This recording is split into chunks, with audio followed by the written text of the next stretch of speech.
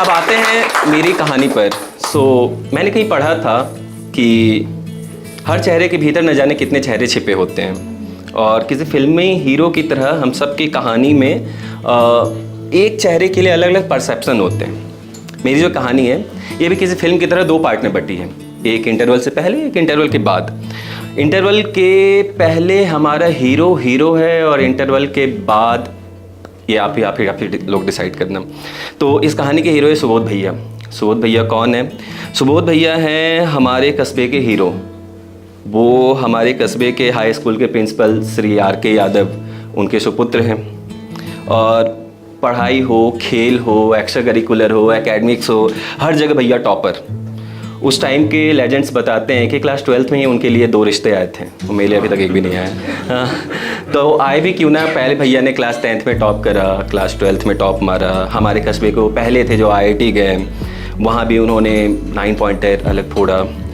फिर उसके बाद वो IIT के बाद वो US गए, वहाँ उन्होंने पोस्ट डॉक करा, PhD करी, और फिर वहीं पे एक कंपनी में जॉब लेकर वहीं रह गए। तो भैया की ये जो जितने अचीवमेंट थी उसमें हम बच्चे थे, तो हमें वो सारी कहानियाँ का जो एक सोर्स था कि भैया ने क्या फोड़ा है, इसका एक सोर्स था उनकी माँ बुआ जी जिन्हें हम कहते थे। और बुआ जी के हाथ में हम मिठाइयों से भरी कटोरियाँ देखते थे तो हम समझ जाते थे भैया ने फिर कुछ ना कुछ तो फोड़ा ही है ये। और उन मिठाइयों के साथ मिठाई खा के हम खुश होते थे, और मिठाई खाने के बाद हमें मिलती थी माँ ऐसे घूर के कि तुम्हें भी ऐसा बनना है। सो हमारे कस्बे के सारे बच्चों के लिए भैया थे हीरो, और हमारे कस्बे की सारी माँ के लिए भैया थे वो उम्मीद जो वो अपने बच्चों में, हम सब में सुबोध भैया को देखती थी। फिर हुआ इस कहानी का इंटरवल। तो भैया के पिताजी RSS से जुड़े हुए थे, थोड़े स्वाभिमानी व्यक्ति थे। तो वो चाहते थे कि उनका बेटा वापस इंडिया आए, यहाँ रहे, अपने कंट्री में रहे, हमारे साथ में रहे।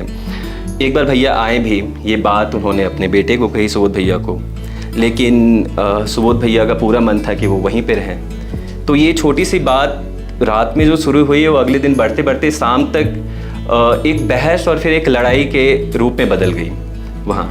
और नाराज़गी इतनी बढ़ी कि भैया ने अपना सामान पैक करा, बैग लिया और वापस चले गए। और इन सब के बीच में उस बाप बेटे की लड़ाई में जो पिसी वो थी हमारी बुआ जी, उनकी माँ।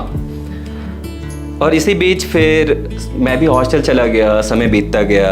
और उस बीतते समय के बाद कोविड के टाइम में जब मैं वापस गया अपनी पढ़ाई पूरी करके, वर्क फ्रॉम होम हमारा चल रहा था, मैं घर पे था, तो एक दिन ऐसे चलते फिरते बुआ जी मिली हमें।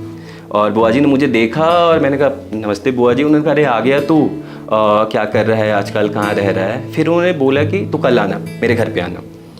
और मैं अगले दिन गया तो उन्होंने बोला अरे ऐसे खाली हाथ आ गया, तो काम किस पे करता है? मैंने कहा लैपटॉप पे। फिर तू अपना लैपटॉप लेके आना। मुझे लगा ऐसा क्या बात है, ऐसे बुआ जी को हो सकता है कोई यूट्यूब पे मूवी देखनी हो, तो मुझे लैपटॉप इसलिए बुलाया। तो मैं वहाँ गया और उन्होंने कहा कि तुम लोग जो काम करते हो तो तुम्हें किसी को बताना रहता है कुछ, तो कैसे बताते हो? हम कहा ईमेल लिखते हैं। कहती ईमेल हम किसी को भी भेज सकते हैं? मैंने कहा हाँ। तो उन्होंने कहा कि मुझे भी एक चिट्ठी लिखनी है और मुझे एक चिट्ठी भेजनी है। तो मुझे लगा बुआ जी ऐसे बहुत मस्खरी बातें हमसे करती रहती थी, तो हो सकता है उनकी कोई चिट्ठी हो। तो उन्होंने कहा कि अच्छा ठीक है तू बैठ। वो गई, वो चाय बना के लाई। उन्होंने कहा कि चल ठीक है तू लिखना शुरू कर वो चिट्ठी। तो वो जो चिट्ठी उन्होंने लिखवाई थी मुझसे, वो मैं अपने साथ लेकर आया हूँ। एक्चुअली वो ईमेल था, उसका मैंने एक प्रिंट आउट लिया है। और तो चिट्ठी में बुआ जी की जो पढ़ मैं रहा हूँ, पर ये बातें हैं बुआ जी की जो उन्होंने मुझे कही थी कि वो ट्रीट्स लाइक की निहारू रस्ते को, सड़कों को, राहों को, फैलाए खड़ी हूँ सूनी बाहों को, कब आओगे लाल मेरे, बीते कितने साल मेरे, कब आओगे लाल मेरे। वो दिन काफ़ी अजीब था, वो दिन काफ़ी अजीब था जब तुम जाने को खड़े थे। मन में आशीर्वाद की नदियाँ थी और नैन आंसू से भरे थे। तुम गले लगे और जल्द आने का वादा किया, प्यार भी उस दिन मुझे थोड़ा ज़्यादा किया। मुझे लगा ये शायद तेरे जाने का गम है, पर मुझे क्या पता था ये हंसी पल बहुत ही कम है। तेरे जाने के बाद बेचैन मेरा मन रहता था, हमेशा इन्हीं राहों पर मेरा मन रहता था। दुआओं की आवाज़ तुम्हें पुकारती रही और उंगलियां सहारा बन आंसुओं को बुहारती रही। तेरे इंतजार में तेरे पिता की आंखें पथरा गई, दिल भी कमज़ोर था, शायद घबरा गई। खैर जाते जाते आखिरी शब्द भी तेरा नाम बोल गए और आखिरी नज़र भी उस दरवाजे की ओर छोड़ गए। इसी बीच तेरी कई खबरें आईं पर तू ना आया। वैसे तो तूने भेजी कई साड़ियाँ पर तू खुद ना लाया। खैर उस दिन बनाई खीर तो तेरी याद आई कि कैसे तू खीर बनता देख चूल्हे के पास बैठता था और फिर भरी कटोरी लेकर चम्मच से बैठता था। आज वो चूल्हा, कटोरी और खीर सब वही है, पर खीर का इंतज़ार करता तू नहीं है। ये उस दिन देखा कि पिता के कंधे पे चढ़ के कुछ बच्चे मेले को जा रहे थे, नए कपड़े पहन, आंखों में चश्मा लगा, बांसुरी और सीटी बजा रहे थे। तब तेरी याद आई कि तू भी मेला जाने की जिद करता था, जिद करके उस ऊंचे झूले पे चढ़ जाता था, फिर अचानक डर के मेरी आंचल में छिप जाता था। आज वो मेला वही है, पर मेरी गोद खाली है। ये एक माँ की शायद सबसे बड़ी कंगाली है। वो उस दिन की बारिश तेरी याद दिला गई। बरसा तो वैसे आसमान था, पर वो मेरे नैन भिगा गई कि कैसे तो बारिश शुरू होते ही कागज की नाव बनाता था, फिर आंगन में जाकर उसे पानी में बहाता था और बिजली की गड़गड़ाहट सुनकर भागकर मेरी गोद में समाता था। मुझे सावन की मनभावन यादें दे जाता था।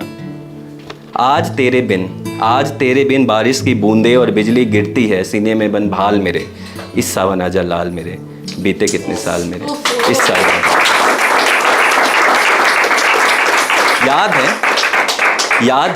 याद है कि कैसे तेरी जरा सी बुखार पर मैं रातों को जागा करती थी। हुआ कुछ तुझे तो मैं जग को भागा करती थी।